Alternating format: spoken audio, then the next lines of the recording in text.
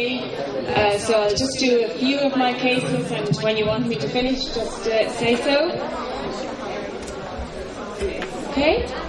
So my first case is of a 52-year-old woman who presented for her first screening mammogram. We screen from the ages of 50 to 64. This is different to the UK, where they now screen from 50 to 69. But this lady had no significant family history or indeed personal medical history. She did have an area of architectural distortion in her left breast, and an ultrasound had a corresponding hypoechoic area. She went on to have an ultrasound-guided medial core biopsy, and I'm not going to tell you what we diagnosed on core, but we categorised this as a B3 lesion with tubule formation. We did give a name to it, and we advised excision.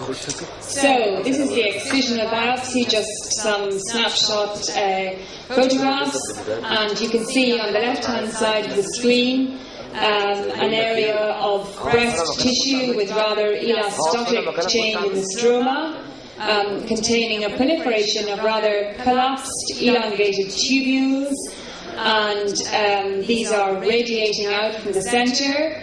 And on this p63 immunostain, we see that these tubules are positive. They do have a peripheral myoepithelial cell there.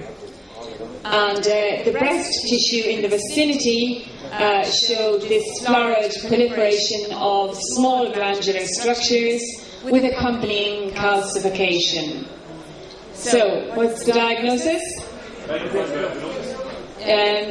No, that's one of the differentials. Radial scar, yes. So, this is a radial scar, and the key features are central elastosis and trapped tubules radiating out to the periphery, and the tubules are typically collapsed with no significant atypia.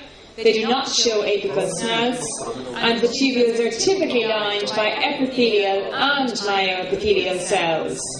And you can see it, that's the p63 preparation.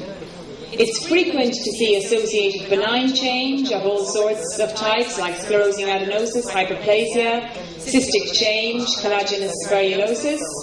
Now, the differential diagnosis, first of all, tubular carcinoma is a big differential. We saw tubular carcinoma this morning, and typically we see open tubules rather than collapsed. There is cytological atypia. There may be apical snouts. Usually they say in up to 1/3 of cases. Typically, tubular carcinoma tubules do not have a peripheral myoepithelial cell layer. They do extend out into fat.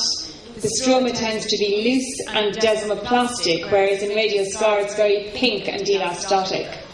And the most helpful stain, really, in differentiating, apart from the morphological features, is p63. And you can see on the top here the positive tubules of radial scar, and on the lower image, the negative tubules in tubular carcinoma.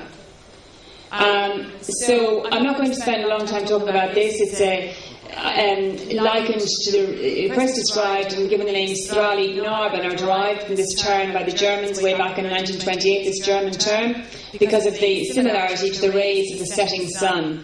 I went to the papyrus factory yesterday and saw a lovely demonstration of the beautiful papyrus plant being made into paper, and the gentleman who was showing us the process also likened the papyrus to the rays of the setting sun. So in my next talk I'm going to have a papyrus image instead of this. So I won't go into this in too much detail, just the terminology. Some people suggest that we use radial scar if it's less than 10 millimetres, complex sclerosing lesion if the lesion is greater than 10. Many people use radial scar irrespective of lesion size. Just to say, and I'm going to skip through this, but that it is the importance of radial scar is that when we recognise a radial scar on a core biopsy, it may appear benign, but we do know that in a percentage of cases there may be an associated malignancy. This is usually DCIS, sometimes invasion, and this work, of course, was really pioneered by the late John Sloan, who wrote this key paper in the early 1990s. And at that stage, the NHS guidelines were being developed, and that was really where the suggestion to excise these lesions came about. Now, obviously, we see a lot of radial scars in screening, so we end up with a lot of patients having these lesions excised surgically and having nothing really very significant on excision. So there's a lot of research ongoing at the moment into whether these patients really need to have these radial scars excised. And one paper from the Nottingham group has divided radial scars into those, and there are other studies supporting this, into those patients who have radial scars with atypia on core biopsy versus those who do not have atypia on core, and have found that in patients who have atypia on core biopsy, there's a much higher incidence of malignancy on excision in the region of 24%, compared with only 9% of those in whom there's no atypia on core. So now there's a bit of a move towards using the mannitome biopsy, certainly in Europe and the UK, and instead of doing an excision, instead to take these large needle cores, and if there's no atypia evident on these, then to either follow up the patient or return her into the screening programme. So that's just a quick run through radial scars. So my next case then is of a female of 51 who, again on screening mammogram, had a 20mm lesion in her left breast. This was thought to be a hamartoma on radiology, and again this lady had a core biopsy. Again we put it into this difficult B3 category where we think it's probably benign, but perhaps we need to take it out to make sure there's nothing else going on. So the patient did go on to have an excision. And here again we see... Yeah, perfect, yes, absolutely, excellent. And you can see here we have a proliferation of tubules, very round, with typical eosinophilic secretions, present in stroma and in fat. And these tubules do not have a myoepithelial cell layer. So that's the bridge between radial scar, it's a benign lesion, and does have a peripheral myoepithelial cell layer. Tubular carcinoma does not. And then microglandular adenosis, again, the late John Azzopardi used to put this lesion forward as an example of something that was benign, at that stage considered to be so, but didn't have a myoepithelial cell layer. And these lesions, the cells are frequently S100, or classically S100 positive. So you've got the diagnosis. I won't go into the pathology, except to say, again, the differential tubular carcinoma radial scar. But now to say that the biological significance of this lesion is controversial. It's clearly quite a rare lesion, so we don't have a big body of information on it. The traditional view is that this was benign. Now, with no myoepithelial cell layer, perhaps it's not fulfilling the criteria of a benign lesion. But again, that's an area of huge research. We do know that microglandular adenosis may merge with atypical lesions and indeed with frank carcinoma. And we don't have good cut-off points for that to make those differentials. It has been suggested that perhaps Ki67 and P53 may be useful. Generally speaking, the advice is that complete excision is probably advisable to ensure that there are no atypical areas or carcinomatous areas, and also to ensure that the lesion doesn't recur. So it's an interesting lesion, it's rare, and it can present diagnostic difficulty. Obviously not to you, but it can do. So, case 3 then is a female of 73 who presented with a crusted left nipple, and her surgeon thought that this was Paget's disease. So she had a punch biopsy because this was a superficial process. The skin was ulcerated, and there was again an underlying lesion with tubular proliferation, and we advised excision. I'm showing you lots of B3 lesions. Clearly, this is a small group when you consider the overall group, but B1 and B2 and B5 are usually fairly straightforward. These are the ones that tend to give diagnostic challenge. So, on the excisional biopsy then, the skin was ulcerated. There was a proliferation of tubular structures just underneath the nipple, and these were lined by epithelial and myoepithelial cells.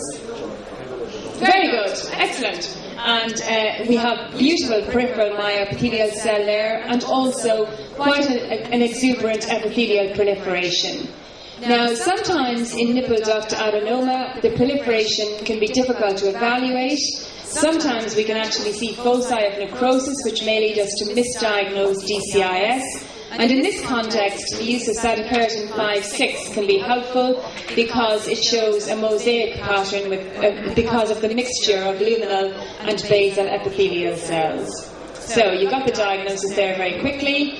And just to say that it's just a little bit like the granular cell tumour, it can be clinically very alarming with the overlying ulceration, and if we don't think about the lesion and we see an ulcerated lesion and a proliferation of tubules with exuberant hyperplasia and necrosis, we can go down the wrong road and end up with a diagnosis of malignancy. So clearly with Paget's, we're going to look for the typical Paget cells, and these are always pretty well HER2 positive. So our differential diagnosis is invasive carcinoma, and that's a very reasonable differential because it can be very infiltrative in its outline, and obviously then low-grade DCIS is the other differential for the proliferation. Sometimes these lesions, rarely so, may be associated with malignancy. They may occur locally, and we do advise complete excision when we see them. But I've tried to give you there a constellation of radial scar, nipple duct adenoma, microglandular adenosis, and then discussion of tubular, to illustrate how these tubular proliferations can cause diagnostic difficulty. Case 4? Yeah, you tell me when you want to stop. So case 4 is a female of 58 who came for her incident round mammogram, which means she'd already had a negative mammogram, but now she should have had at least 2 or 3 at this stage because she's 58. And she had 12 millimetres of calcification on her mammogram, and the radiologist called that OR4. OR4 really means that they don't know. If they say it's OR3, well, I think it's benign, OR5, malignant, OR4. But of course, from the pathology perspective, OR4 lesions can really go either way. So it doesn't really help us very much. So we found that this lady had an atypical intraduct epithelial cell proliferation. We thought it looked like low-grade DCIS on biopsy. We didn't feel we had enough to go to B5, so we called this a B4 lesion. And the patient went on to have a diagnostic excision. Clearly, most patients, the vast majority of patients who have non-operative diagnosis, have a definite diagnosis, and therefore they go on to their surgery. But in a small percentage of patients, particularly in this kind of setting, we still need excision for diagnosis. So the excisional biopsy we treated as we do our DCIS protocol, because this is a calcification lesion. We don't have anything to palpate or anything to see. So usually our process here would be to X-ray so that we can find the calcium, because sometimes when you cut the initial levels, there's no calcium, you can't see anything, and then you don't know, which one to go deeper on because you don't know which block contains the calcium. So the advantage of having the X-rays is you know which block has calcium, and then if nothing turns up in the first set of H&Es, you can go deeper. Also, we tend to all embed these biopsies to ensure that we examine all the tissue. So in this case, we had a proliferation here in this particular area. Sorry, did you say the diagnosis there? Showing a cribriform architecture and a lot of arching and bridging. And in other areas then a very well-developed area here with again as a party used to call Roman bridges, and these punched out luminal spaces like we get with the cookie cutter.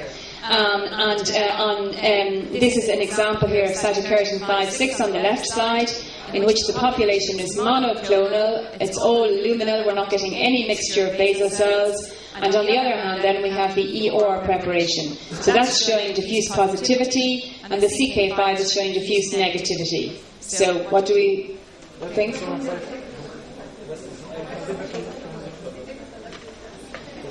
No, not hyperplasia. In hyperplasia, we'd expect a mixture. Low-grade DCIS, yeah. This is low-grade DCIS, and it's low-grade DCIS because the population is uniform, and because we've got the well-developed features, and then our cytokeratin 5/6 is monoclonal, as is our EOR. So ductal carcinoma in situ is, generally speaking, asymptomatic. It usually presents through screening, and it accounts for 20% of screen-detected cancers. It may still present symptomatically, and prior to the introduction of screening, DCIS was a rare disease, presenting either as nipple discharge or as a palpable lump, so-called tumour-forming DCIS. Now, just in terms of diagnosis, and this really is all I'm going to say about DCIS, we have the qualitative criteria and the quantitative criteria. And this is really the take-home message here.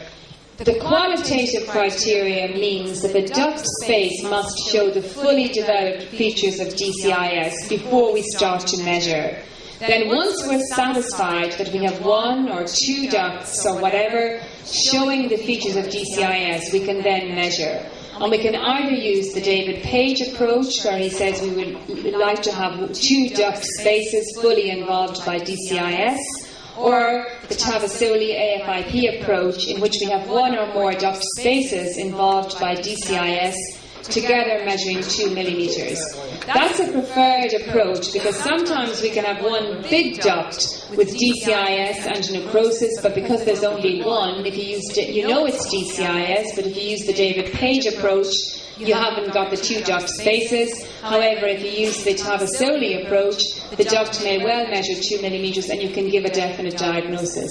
It's also important to appreciate that you've got to measure each duct and add them together. You can't have a duct here and a duct here and say that they run over 2 millimetres and it's DCIS. You've got to measure this duct, and that's perhaps 1.5, this duct 0.7, so together you have greater than 2 millimetres. The difficulty with applying the quantitative criteria, if you don't have the qualitative, is that you may have an atypical proliferation extending over 5 millimetres, and then if you just rely on measuring, you'll say, oh, that's DCIS, whereas when you analyse it properly, it doesn't have the quality features. So the diagnosis of the low-grade DCIS in particular, which is where the problem tends to arise, really relies on quality and quantity.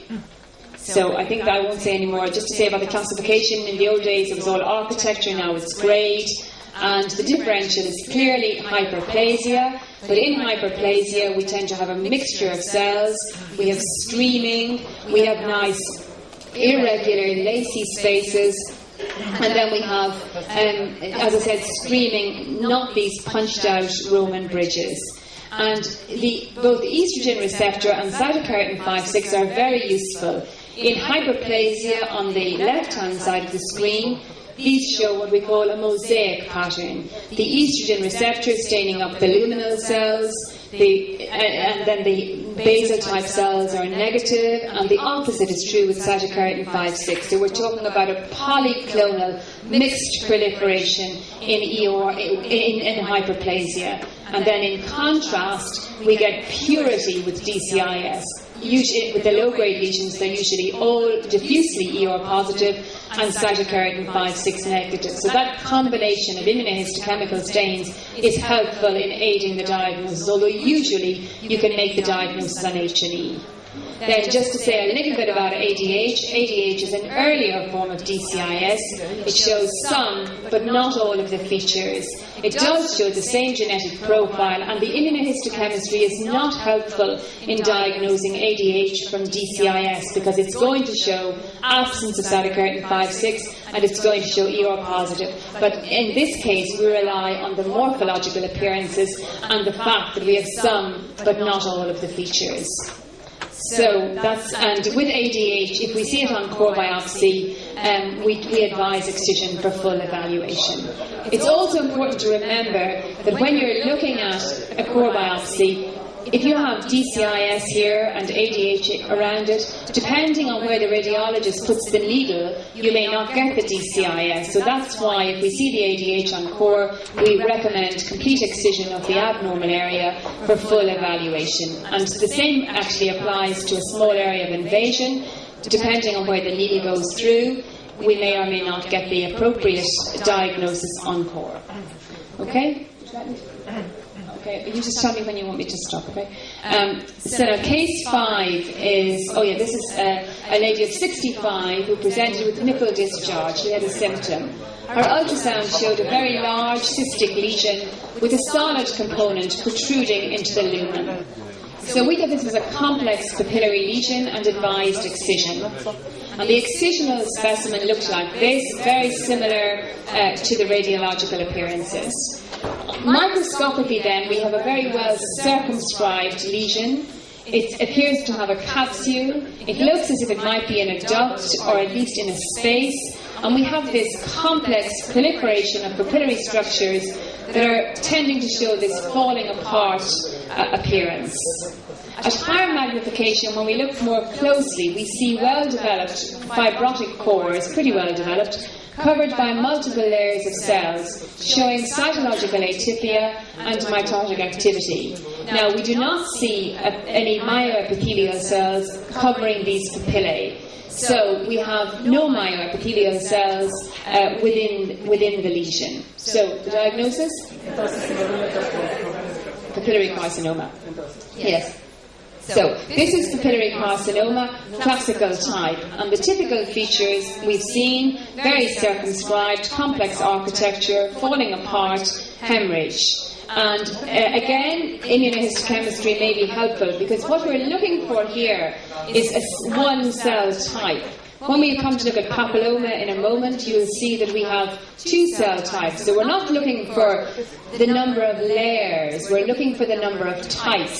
So in papillary carcinoma we see multi-layering, but the cells are all epithelial. There's no myoepithelial cells. And again, the cytokeratin 5/6 can be helpful in that context, or indeed the CAM 5.2 can be helpful in showing that they're all positive. In contrast, an introduced papilloma tends to be a very well-preserved lesion. We don't see this falling apart architecture that we see in papillary carcinoma. And here, the quintessential feature of papilloma is the presence of the myoepithelial cell layer covering the papillae. Again, however, we're not looking for the number of layers, because we have at least two layers, and if we have accompanying hyperplasia, we may have multi-layering. P63, calponin, SMA are all very helpful in highlighting the myoepithelial cell population. I just want to say a little bit about the nature, and somebody mentioned this morning. We used to always think that this was an in situ lesion. However, recent studies, particularly from Stuart Smith's group in Boston, and also from other groups, have shown, and from the E.D. Brogy at Sloan Kettering, have shown that these lesions lack a peripheral myoepithelial cell layer. There's also been an occasional report of ipsilateral lymph node metastases, and this has led people then to suggest that perhaps this is a low-grade invasive tumour. However, we do know from the various follow-up studies that these tumours have a very indolent biological course. And it is now advised that we categorise these tumours and call them encapsulated papillary carcinoma. Our medical oncologists don't like anything that isn't straightforward. They want things to be in situ or invasive or everything. There are no grey areas in medical oncology or indeed in surgery. But unfortunately, I always say the pathologists have to live with the grey area. But in this occasion, we've got to transmit the grey to our clinical colleagues. So we have to tell them that although this looks like a low-grade invasive tumour, all of the evidence would suggest that it behaves more like an in situ process. And the latest advice from the WHO group is to treat these like in situ tumours. And I heard Ian Ellis recently speak at a meeting in London, and he likened it to the Star Wars scenario where it's invasive carcinoma, but not as we know it. And I think that's a good way of remembering a little bit about cystic papillary. Did you get the case of papillary carcinoma in the encapsulated bag? When was that? Well, I didn't personally see one, but I know Anne-Marie Mulligan and Francis O'Malley reported one from Canada where they had an encapsulated papillary carcinoma with no evidence of conventional invasion and did have an ipsilateral lymph node metastasis. So it's those sort of reports, together with these myoepithelial studies, that have raised this issue really as to the true nature of the lesion. Should I do the last case, or do you want me to finish? Okay.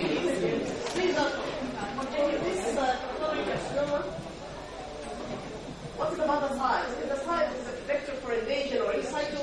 No, the size doesn't help, and that's the real problem, I think, in that if you say it's a low-grade invasive tumour, they can be quite large, so you might send out the message that somebody has a 2-centimetre invasive carcinoma. So that's really the point of the advice, really, that from the WHO group, that we do measure them, but regard them, emphasise that they may represent low-grade lesions, but that they tend to behave more like in situ.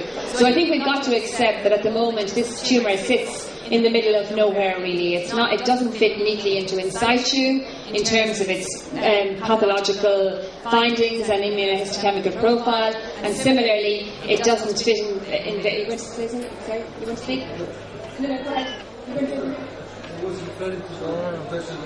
Oh yeah, and in terms of its behaviour, it doesn't behave quite like invasive. I didn't see any metastasis, but sometimes, this solid barrier. Oh yeah, well, I didn't go into that, yeah.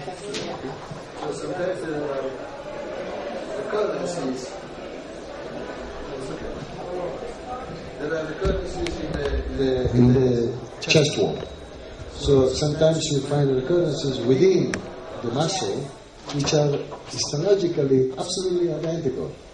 But since they are in the muscle, they cannot be CT lesions. That's right. And so I didn't see any distal metastasis, but this kind of invasive recurrences. I think it's interesting at the moment as well that we've kind of come to with the whole immunohistochemical era, we've come to regard something that does have a myoepithelial cell layer as in situ and something that doesn't have a myoepithelial cell layer as invasive. But there are various studies going on around the world and suggesting that perhaps we shouldn't rely too heavily on the myoepithelial cell layer. Sometimes we can see what looks like DCIS morphologically, and the ducts are very large, and if you do a P63 just to check out an area of invasion, you may get a shock and find that the DCIS is not very neatly invested. And generally speaking, the advice is to still go with your morphology. But I think again, a slightly grey area. Shall I do my last case? Okay. So this is, I have two more at the end, but one was the same as Professor Leali, so I'm not going to do that. So this is case 6. And this is a case actually that we had last week at my hospital in Dublin, a 63-year-old man who presented with an ulcerated lesion in the left breast. He had a punch biopsy and he also had a history of prostate cancer. So the punch biopsy showed areas of epidermal ulceration, but the epidermis over the lesion was actually intact. And I'll show you a higher magnification where we have a proliferation of cells with spindle cell morphology, showing atypia and mitotic activity.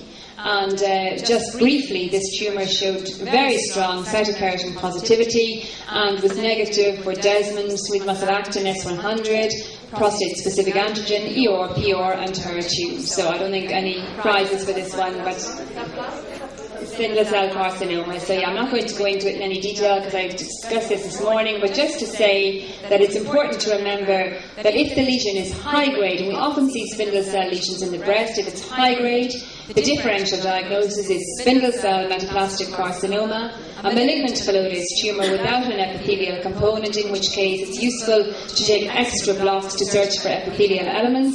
Having excluded malignant phyllodes and excluded spindle cell carcinoma, we then consider the rare possibility of a primary sarcoma. And it's also very useful to consider the possibility of metastatic disease. And we recently saw a patient who had previously had a cutaneous leiomyosarcoma on her back, and she presented with bilateral single breast masses that both proved to be leiomyosarcoma.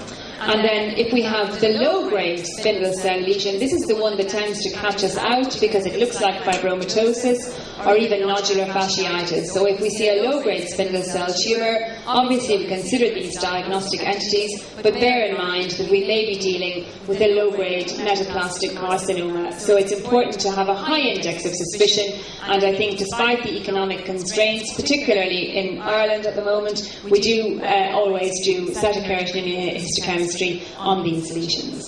So, shall I leave it there? Happy? Yeah, okay. I'll show you one quickly just to see what you think of it, my 7th case. This is very interesting. Can you go back? Yeah?